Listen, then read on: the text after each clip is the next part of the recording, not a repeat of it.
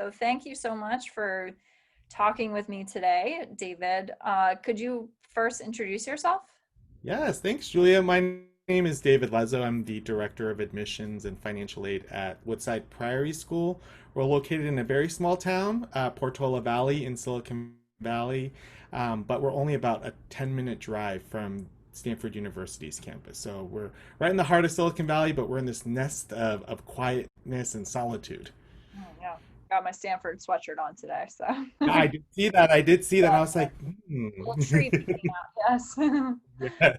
that's your background too.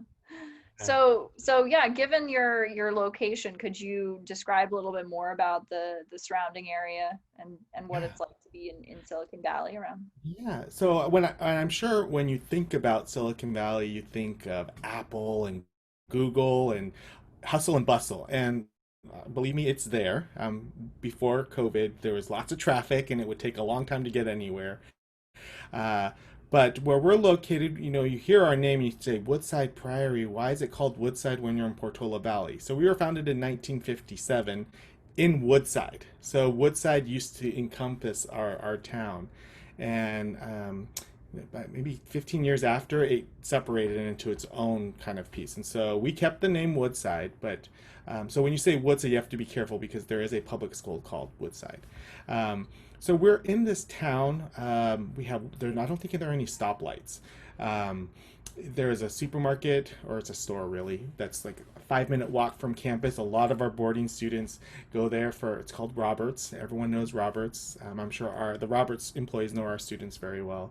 Uh, so we have the best. We have nature. If you like to go hiking, cross country running, for those of you who like to run, they run up some of the trails that are very popular with Bay Area residents, and that's like maybe less than 2 kilometers away from our campus. Our boarders will often go on trips to the coast. The coast is over a hill. Well, we say hills, but it looks like a mountain. So it's about an hour from campus because you have to go through windy roads. But then you have Half Moon Bay is on the other side. Santa Cruz, beach towns, if you will, are not far away. We're not like Southern California. The beaches are a little colder in the north. If you go into the ocean, you often need wetsuits. But some of the things that our boarding students do really takes advantage of the geography that we're in. So if you like outdoor activities, it's a great place to be. Um, but because we're in Silicon Valley, another thing that often attracts you to us is your passion for robotics. And robotics at Priory is very, very popular. There's a special space on campus. It's a beautiful space for just robotics. And unfortunately, they weren't able to compete this year because that's when we had to go into shelter in place. But they were preparing throughout the fall. And it's a club that's student run. They raise money on their own. They work with families that have connections in Silicon Valley. So it kind of has this own program within a program, which I think is pretty awesome. And it's open to anybody, whether you have robotics experience or you don't. And because we're only about 375 students, we need people to get involved. And so I know in robotics in the Bay Area, it can be quite competitive. You usually have to stay on the team for like 3 years before you can drive, for example. And we have first year students who drive, or students who really don't know robotics but like to do the business side of the club. So we have technology, we have outdoors activities, and the other thing that I'll say that kind of speaks to our geography is because of where we're located in the outdoor space, we have this idea of balance. So we really want you to get involved. We hope that you may have passions that you bring to Priory that you will share with your peers, but that you will discover new things. And so I'm sure if you go on our website and you see our facilities, you'll understand how we really maximize the 50 acres that we sit on in Portola Valley. Great. How would you describe the Priory community? Yeah. This is an interesting question, Julia, because my experience actually started at Stanford in the admission office. That's where I started my career back before people who are watching this perhaps were born, the students. Um, the area that we're in, and because we're in Silicon Valley, there's this idea that you have to work hard and you have to work a lot. And so when you come to Priory, the first thing you're going to notice is that we're in nature and it seems very almost the opposite of what you imagine Silicon Valley is. And then we take that a step further at Priory and we say balance is important. Balance with the Benedictine model. So we're a Benedictine school.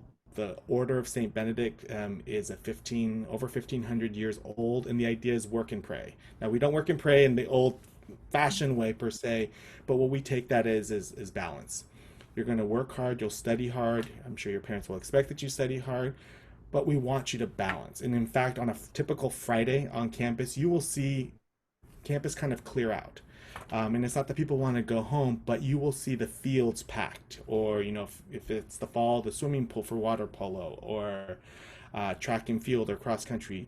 We really want people to focus in on other things. And our new head, Mr. Patrick Ruff, he's a big proponent of that. So I know that he wants students to try out new things. So if you're an athlete, for example, but you don't think you're very good, try something, try a new thing. You may find um, that you have discovered maybe a new talent or just some new friends and a new community within a community, which is important as a boarding student. So try new things. I want to share one thing, Julia, because I think it's really important for some of your students, and it's this young man graduated last year, and he was from Shenzhen. And he's going to a great school in Tennessee. I'll let you all guess which school that is. But when I was talking to him a couple of months ago, I said, Bill, you did what I expect most boarding students to do, and it's to really experience the American way of high school life. And so what Bill did was he played American football for 4 years. Now I know some of the parents are probably like, "Oh my gosh, please, no American football, looks very violent." Um, and Bill, he did that for 4 years. Bill also was our student body president last year. And I think that says a lot about how welcoming we are to people who are different from us at the Priory. The fact that a student who came from abroad, who wasn't used to being schooled in English, can emerge as the leader on our campus, um, I think shows you the possibilities that exist at the Priory. And I will say that actually a lot of our international students do end up running for office, which is interesting, and they really try to make their impact in our community, which can be hard when you have a middle school, and there are a subset of kids that have started since sixth grade, and so I think it just those kind of examples really kind of clue me into what makes Priory different than the other schools that some of the students might be looking at in the U.S. What is a surprising or little known fact about Priory? Little known fact or surprising. That's a man. That was a stumper. I have to think about that one for. Um, I think this isn't perhaps surprising, but I think it might give people who don't have a religious persuasion or even identity. I know that's a question that I'm asked often when I go abroad is your Catholic school, you have three monks that, we do have a monastery. Not the monasteries that you think of when you go to Europe, but this is like a California monastery. Um, is you have these three monks that are very much integrated into the life of the school. You see them around. They provide counsel to not only students but to also faculty and parents, for that matter. Only about 30% of our students identify as Catholic. So it's a relatively small religious affiliation at our school, and certainly there is theology that we talk about, but it is very much not what I think many people think when they think of Catholic school. And what I mean by that is that all of our teachers are lay teachers. They're not in clergy. That wasn't always the case. That historically that used to be, but um, and we're open to many different types of religious persuasions or having none at all, in fact. And in fact, there's a class in the upper division in 11th and 12th grade that you can take on atheism and kind of understanding that philosophy. And so, I think for people to feel comfortable in a place that is so prominently Catholic and is proud of that heritage to some extent, I want to be inviting to others. And I think that's something that people sometimes are surprised, but they don't want to investigate. Is this actually going to be a place for me if I'm not Catholic? And I say yes. Um, I think spirituality is important, but spirituality and religion don't always have to go hand in hand. Sometimes they're two different things. And so I want to be inviting to those folks that are just interested and intrigued by it, but perhaps at the end of the day still maintain their own spiritual or religious beliefs. What is a favorite dining hall food of yours or of a lot of students? Oh my goodness. So, one thing that I've learned in schools is don't eat the lunch. And I'm not saying that because it's bad, but I'm saying that because it's good and you gain weight. although we're we're on a hill, so you do have to walk up a lot of steps to get to lunch, or dinner in that case, or breakfast, I guess. Although I think it's easy for the dorm students because they just literally, it's I think 500 feet. I mean, it's not very far. I mean, they just literally walk across. Um, I'm a breakfast person. Mhm. So whenever they serve breakfast, if it's tater tots and eggs and bacon, like I'm there. Um, Yes. and so that would be my personal favorite. And I know that tater tots are making a resurgence. If tater tots are like French fries, if you don't know what those are, um, eh, I that's where I get really excited. The thing that we're known for at Priory are these cookies. And Mm. so ordinarily, I would invite people to say, come and set aside a couple of days that we have open houses because we serve these famous cookies. Unfortunately, we won't be doing that this fall probably. But and I probably shouldn't reveal this secret, but I will anyways. When students graduate, the parent club will often organize these care boxes, and within these care boxes are these cookies. And so students who are Priory graduates will often get a care box from Priory during their first year of college with these cookies, and I think it's like 4 or 5 cookies. Um, and so they follow you long after you leave Priory, but I think that's one thing that people will often kind of get really excited about are these cookies. Nice. What is a favorite annual school tradition? Oh, annual school tradition. Huh. We have a few. One actually tradition just started this year, I think. So there's this one monk, Father Martin. He is a handyman. He builds these wonderful grandfather clocks that if you ever come to campus, you see them dotted around campus.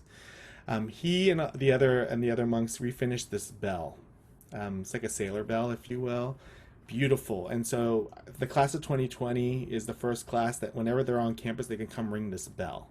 And there are no bells at our school. We don't, that kind of signal at the end of a period. So it's very unusual to hear a bell. You hear it for chapel, and then you hear it for these graduates if they come to visit. That's a tradition that I think is actually it's cute. I like that tradition. But the bigger traditions, I think, you will often see a lot of names around campus. Like this is so and so's classroom. So Priory has an interesting history. We've always been a boarding school, but we were at one point when we were started in 1957. We were all boys. Mm. Um, and we went co-ed in the 90s, in the late 90s, and then the dorms went co-ed in the early 2000s. So when you think about tradition, you see this interesting kind of layers of, all male alumni, and then you see these names around campus, and these names often have been there for most of the school's history. So like my predecessor, um, 2 predecessors ago, so not my most recent predecessor, but the gentleman before him, he has an area named after him. Our recent head who just retired, he has the student center named after him. And so you see a lot of these names, and then you realize for such a young state with a young history, wow, there's these people that have been around for a long time. And so we celebrate that at the end of every year. And as someone who likes to hear the story of this school, I think that's important because obviously, if you choose to come to Prairie, you buy into that history and build upon it. And so, uh, I think students will be surprised of like, why are all these named? Like, what do these names mean? I hope that they ask that question, and I think that's one of the things students start to learn when they're on campus. Like, why are things called the way that they are? And then it becomes part of your lingo, or how you reference things. Oh, that's over there. That's at Church Square, or that's in Schilling Square. Um, those are interesting traditions that I think people don't expect on the West Coast as much, and you find them in different ways. What is a new and exciting thing happening at Priory? Hmm. Well, one thing actually just started now, kind of born out of, Mr. Ruff's idea of balance and making sure that students develop all their gifts, not just their academic gifts. So this summer is the first summer we've ever hosted summer enrichment programs. So And these programs are not, okay, let's get ahead in math. Let's, do some extra reading. These are actually usually on topics. So, like the science department is doing a couple of things on astronomy or things like that. They're also cooking classes. So, one thing that people, when they visit, is our garden. We have 100 beds, and then we have the 50 or so chickens and the two ducks. Um, and although they're not, those classes are not being taught on campus, they're being taught remotely. I would not be surprised if in the future those become part of our tradition of, hey, you can continue your learning through the summer. And again, it's a learning things that are not in the books. You typically do have summer reading, but that aside, um, I think it's great. I mean, I really think it's important that families understand learning isn't just in the books, and we want you to have this well-rounded preparation for college. And so this is one way that we're honoring that exciting. And it's also gives something for kids to do because you can't really do much right now, given given most of the state of the world. So who are the teachers at Priory and what types of roles do they play in students' lives? hmm hmm So we have teachers from all over. Some of our teachers have been there for a while, and they have. I'm thinking of one of our science teachers. Everyone has a Mr. Trudell story, is what they call it. And for our ninth graders, you will have likely have him for physics. Um, I think you have these teachers who have been there for a long time, and then you have other teachers that are newer. And one thing that I will say, given the size of our school, when we went into shelter in place, one of the experiences that was affected were obviously our kids from Asia in particular. 16-hour time difference is huge. So oftentimes students would either make the choice to stay up at until 2 or 3 in the morning to watch a live class, or they would watch a recorded class. Some teachers actually took it upon themselves without guidance from anyone saying, hey, there are these students that are missing out. And so the teacher would stay up until 2 in the morning and host these sections just for the students in that time zone. And there's that level of care of, hey, we see where you are. This is a really difficult time, but we also want you to remain connected to the Priory. And so as we go into the fall, I mean, that's one thing that has become more or less an expectation of our teachers, but understanding that that's really important to who we are as a community. Mhm. Um, so, that's the teachers, we see them from all over. About 20% live on campus. That's one thing that I like to share with boarding parents. But one thing that is different about Priory that I should mention is that the boarding faculty or residential faculty and the faculty that students will have during the day are usually two different programs. Our boarding program is structured where we hire faculty specifically for the dorm. So their day starts at 3 p.m. And ends around midnight. And they're there for the social, emotional, the well-being aspect of our dorm students. They also have some programming associated with that.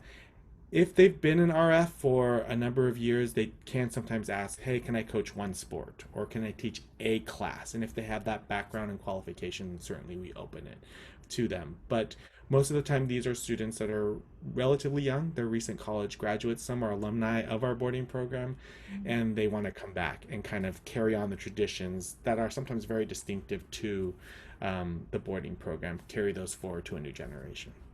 Yeah. What is a unique program or opportunity that you guys offer? You did talk about the robotics program. That might. Yeah, yeah. The robotics program is unique, and you would think it's more common in the Bay Area, but it does take a lot of buy-in, not just from the school and the students, but you also typically need parents in our day program to help facilitate some of whether it's trips or helping gather materials for their robot. I think for some parents though, it's a way to geek out and say like, this is what I love and I want to give back to this program. So, it is a program that students will meet after school. In fact, before we went into shelter in place, there were a couple events that I attended that were late at night, 6 or 7 p.m. And so I'd walk into the dining hall And I was like, there's so many people here. Our dorm program is not that big, and all the dorm students don't typically take their dinner at the same time. The other half of the dining hall were the robotics team, and they all sat in a row. They sat together and they're eating together. They also come on Saturdays to continue working on the robot. And we keep the robot from year to year. And so if you once we can have visitors again, it's the one thing that I always show off is this is last year's robot, and usually we do well. We compete and we do well given the fact that again we're a small school, and some of the schools we're competing with are 2 or 3 times the size of our community, and so I think you have parents that really just want to make sure that this program is top notch, and so we're always looking for new and energetic people to join that program. Again, from from ninth grade with no experience to a 12th grader who's been doing this probably since they were 5. Yeah, great. How do you guys balance academic rigor with support and also thinking about collaboration and competition?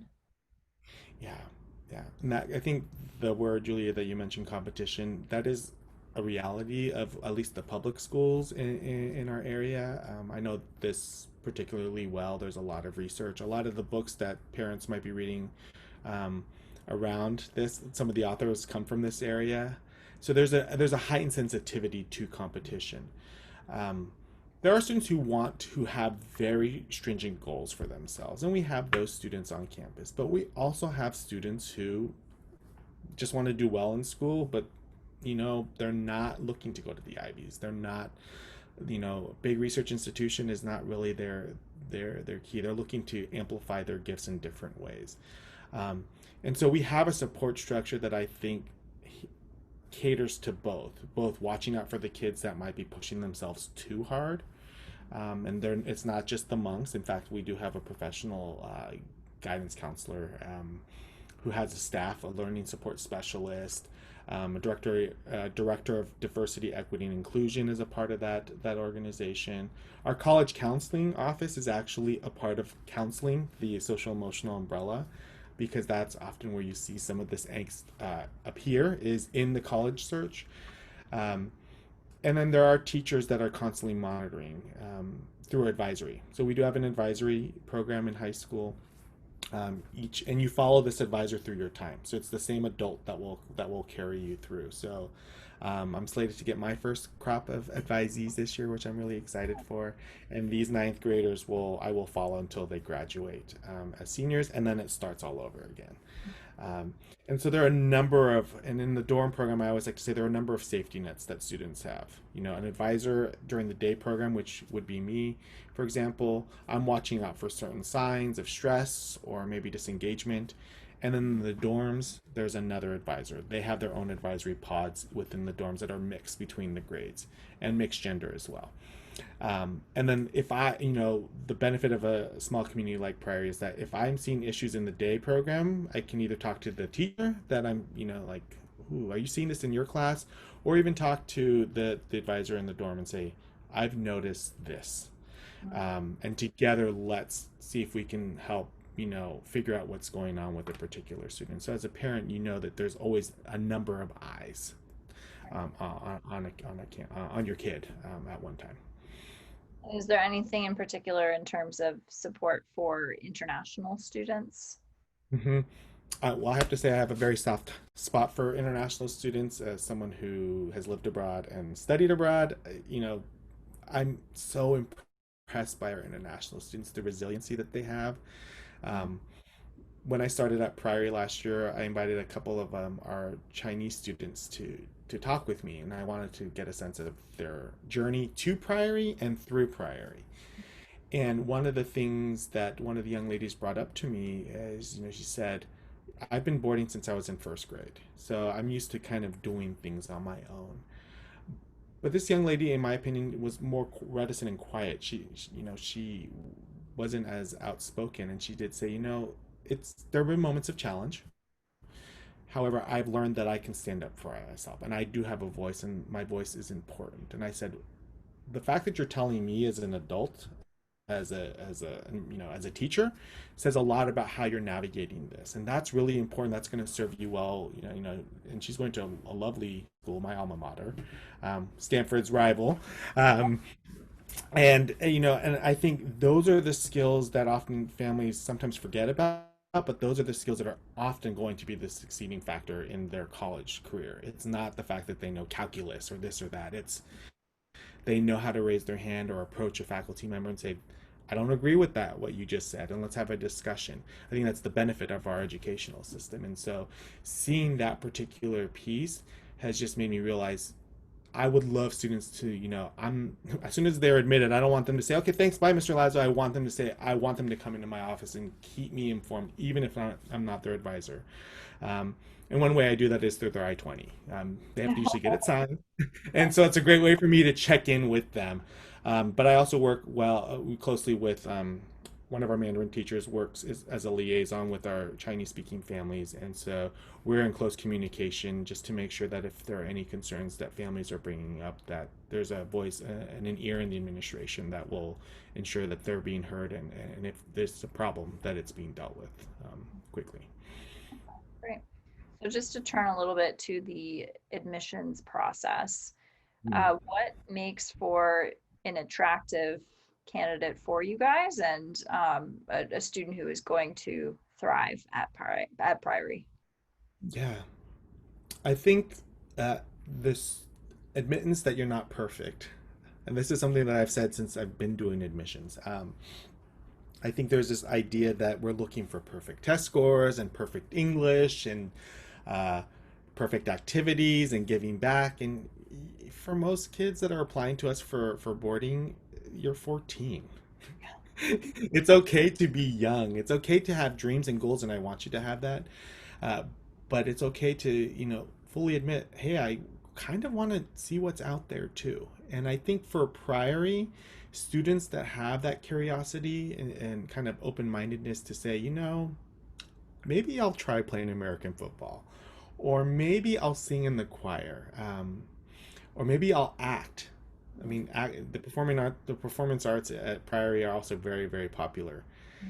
That to me shows that you are curious. Again, I'm not expecting that you're great at this. Maybe you're not so good, but that's okay. That is not the point. The point is really looking for developing who you are. And you're going to find different parts of who you are through these activities that you do. So when we're looking at applications, we're not looking for any particular thing per se.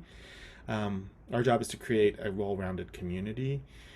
But that said, if you just love math and you live and dream math and like that's all you do, then okay, that's okay. But that's usually not very common. I want you to be you, and we're going to figure that out together over 4 years. But you're going to give me clues in your application, and then those clues I relay to the admission committee and say, this is what Bill is right now, and I kind of try to predict where you're going to go, and I'm often surprised. I usually am wrong, which is great. But if I'm right, then maybe I've not done my job correctly because it's a little too simple. Yeah. So, flexibility and openness. And I know some schools are not going to be that way, but for Prior, I think those are the kids that really take full advantage of what we have to offer. And so are there particular pieces of information, or how do you actually look for those types of indicators of a student who's going to, yeah, Yeah, do well yeah, there? Like, is it what parts of their application help to yeah. review? So here's an interesting thing. So, one for mainland Chinese applicants, we require the Vericamp as kind of the main interview because it's a lot of talking in English, which again, I'm very impressed that at their age that they can hold conversation and it's not is the sky blue. It's kind of it's deep things that I think native Topics. speakers struggle with. Yes. Um, but I do look for one thing that I do look for in the Vericant interview, I will say, is the Chinese piece. And this is interesting. I don't speak Mandarin, unfortunately, but I look for personality in how they answer the questions. And sometimes the questions are very boring. I understand that.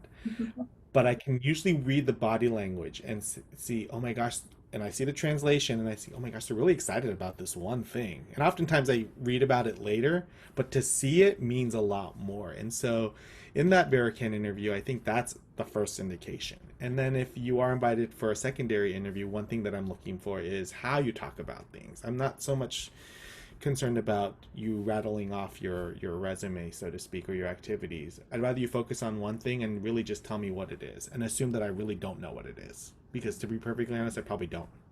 There's so many new things going on out there that I probably don't know what it is. And just tell me, convince me that I would want to join it. And I'm pretty open minded. So I'll be, if you come to Primary, ask you about it again and say, hey, how are you doing with, the badminton? Or you'd like squash. Squash is not very popular on the West Coast. Like, tell me a little bit about that. How's that going? Um, I want to create, and we as a school want to create a relationship with you through the process. And that's the point of all the questions and all the essays is we're trying to get a sense of who you are. Yeah. So, in China, there tends to be a emphasis or perhaps an overemphasis on testing, whether it be, the TOEFL or, an SSAT or something like that. What role does testing play in your application review process? Yeah. That's a question that we're all asking ourselves, I think, at boarding schools around the US right now is, testing might be harder to do, at least with the SSAT this coming year. Um, with the SSAT, though, things that I'm looking at is your ability to handle the course work. And I say that very kind of without not being so sure about that because it's a test. I think your letters of recommendation, your interview, those other pieces, how you write about some of the topics that you're asked about in the SAO, those are probably going to be a little bit more telling about your ability to deal with some of the rigor that you will encounter at the Priory. The one test that I do evaluate closely, and this is in line with your Vericant, is TOEFL, IELTS, or the Duolingo English test. So Priory will accept any one of those um, uh, tests, and will be information about that on our website in September.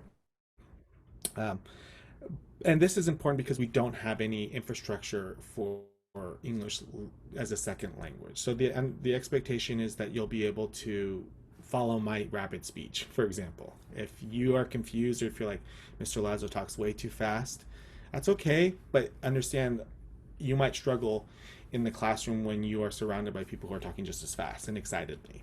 Um, and we do this because we want you to make sure that you're successful at the Priory. So we look for evidence of proficiency and understanding that once you're immersed in English language, if you have a skill and you're like, but I've learned in Mandarin all my life, but I speak English.